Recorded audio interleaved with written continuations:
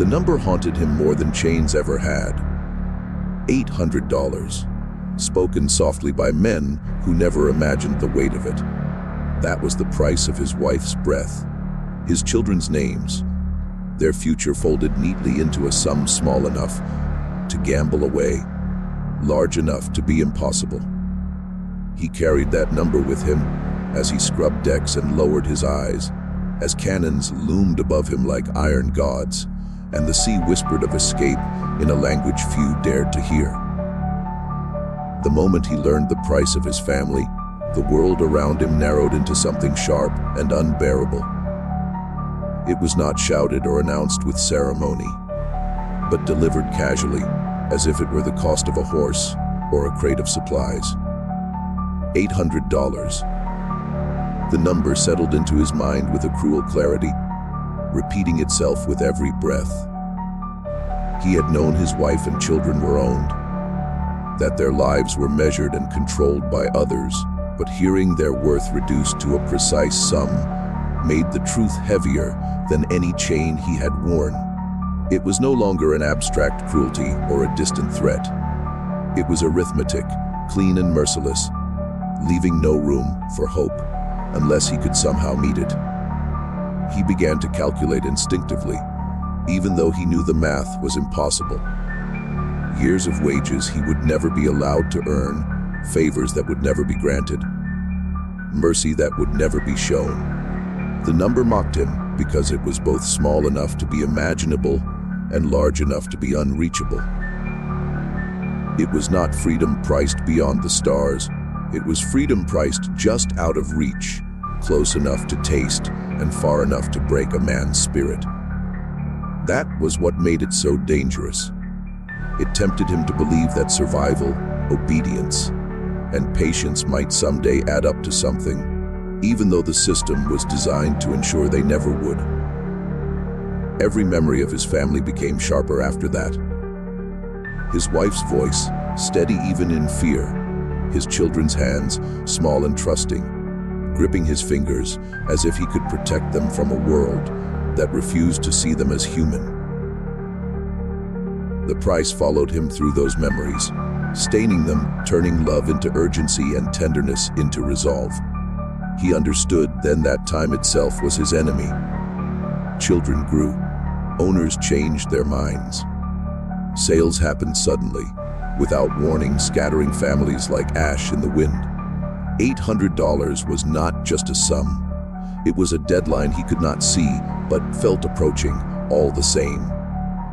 What frightened him most was not the risk of failure, but the certainty that doing nothing was its own form of execution. The knowledge settled deep, transforming his fear into something colder and more precise.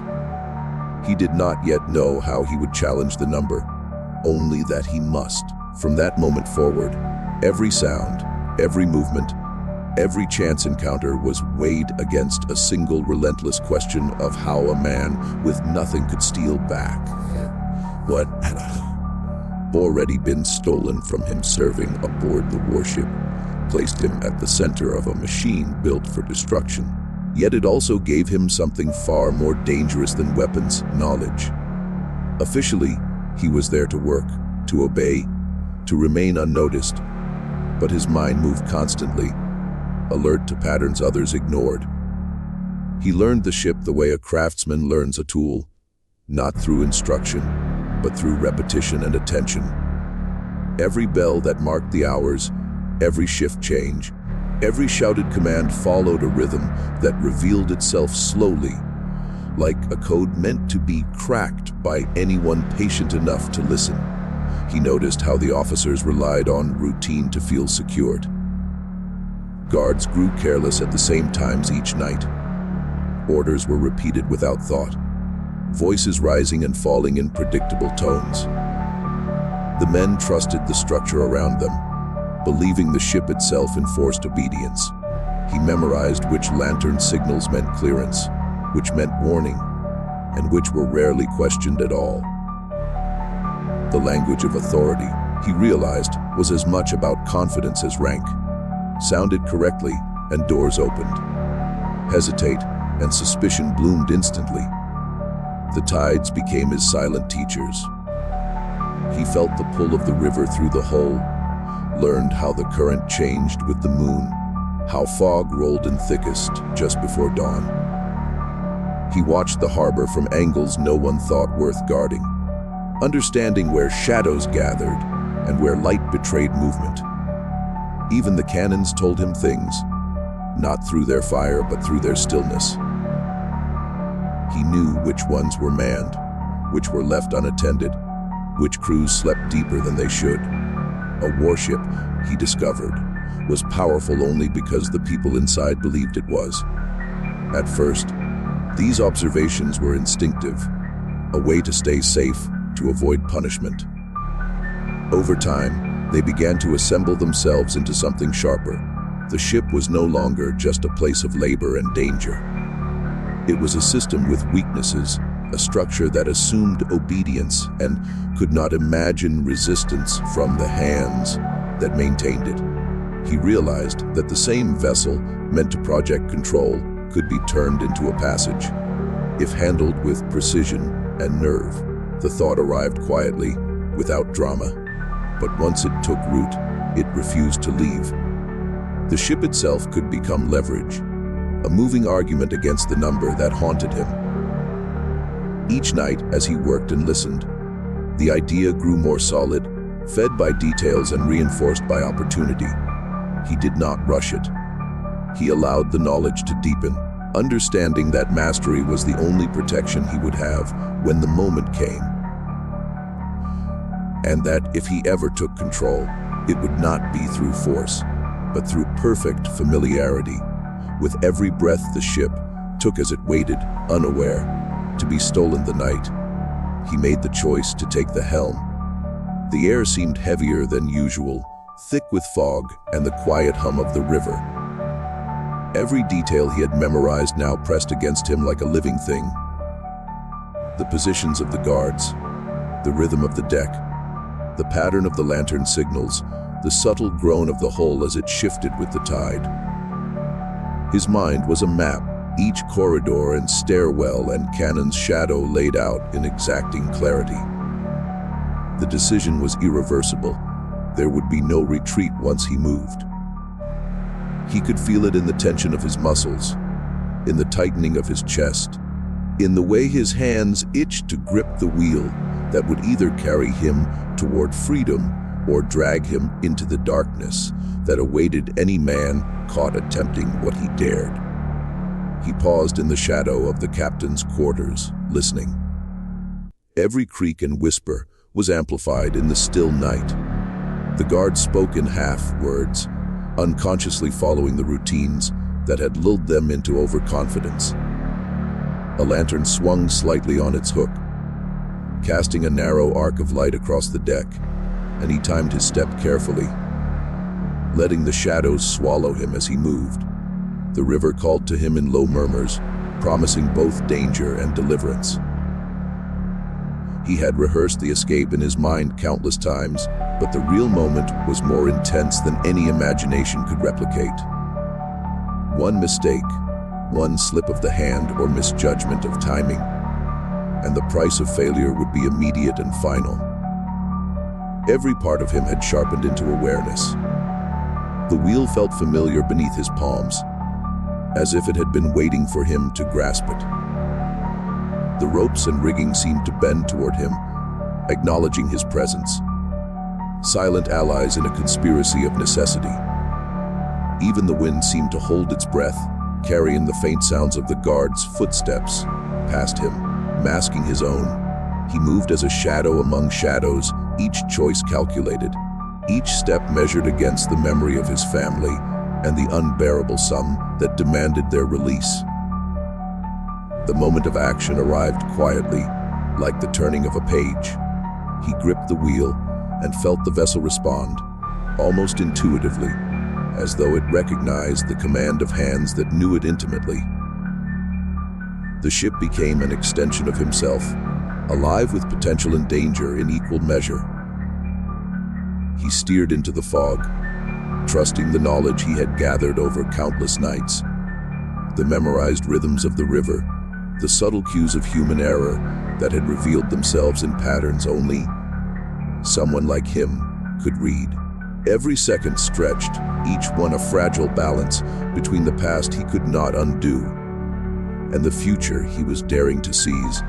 And in that suspended space, he realized that choice had transformed him already, binding courage and desperation into a single, unbreakable resolve. The stolen ship moved through the fog like a phantom, its dark hull barely distinguishable from the shadows of the river. Yet every mile forward heightened the danger.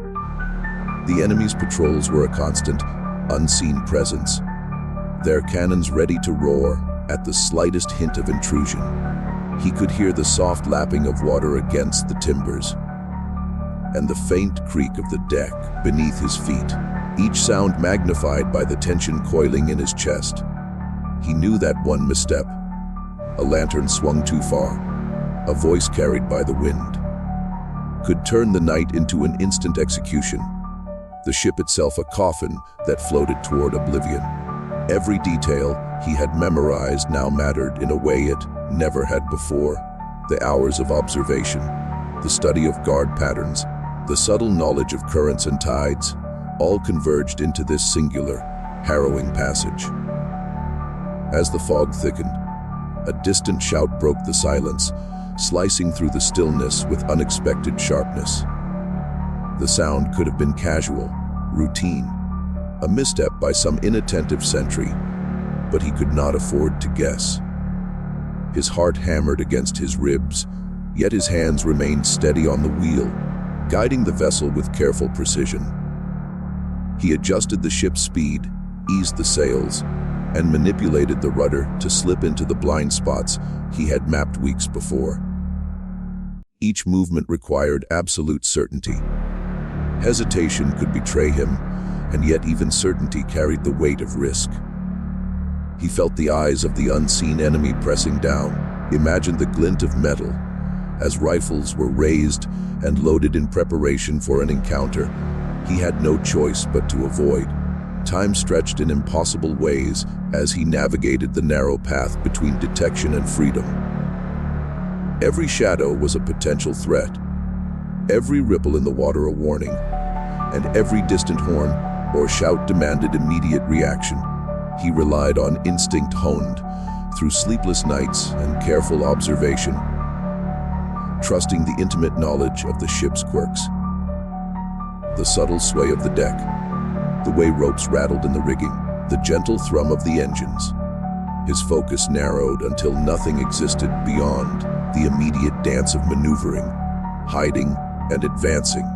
The river and the fog became allies, their shapes and currents forming a labyrinth that only he could navigate. There was no exhilaration, only the cold clarity of survival. One misjudgment, one misread signal, and the hours of preparation would be meaningless. The weight of the lives, depending on him, pressed against his shoulders, grounding him even as adrenaline surged through his veins. Each calculated risk brought him closer to the edge, where freedom waited just beyond the reach of those who sought to claim the ship and punish the audacity of the man daring to command it. In that suspended, perilous passage, he understood that survival was no longer a matter of luck. It was the product of knowledge, courage, and a willingness to trust himself in the most impossible of moments. When the shoreline finally receded into the mist and the open water stretched before him like an unbroken promise, he did not exhale. The river had delivered him past the guns, the guards, the impossible odds, but freedom did not arrive with fanfare or relief.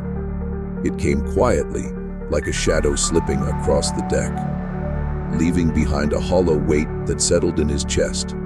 He had escaped, yes, but the night's events had carved themselves into him, leaving no part untouched.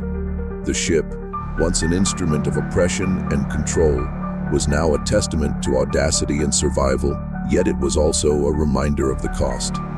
Every risk he had taken, every moment of perfect timing, had demanded a part of himself that could never be reclaimed.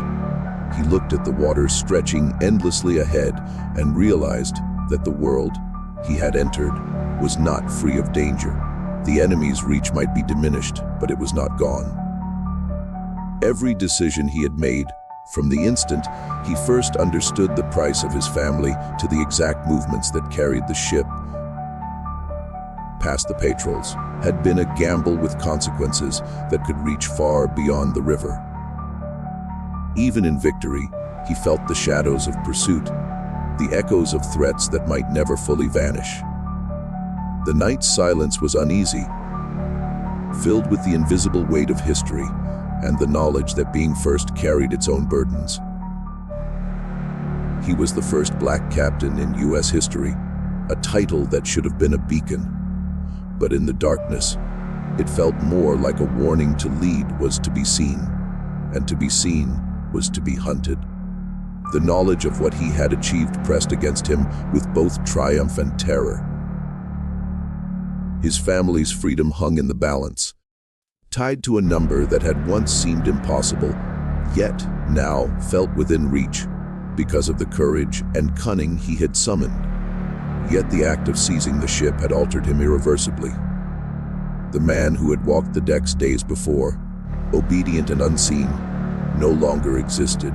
In his place stood someone forged by necessity, sharpened by fear, and marked by the intimate familiarity with danger that only survival under impossible circumstances could create. The river had been a teacher, the ship a test, and the fog a witness to his resolve.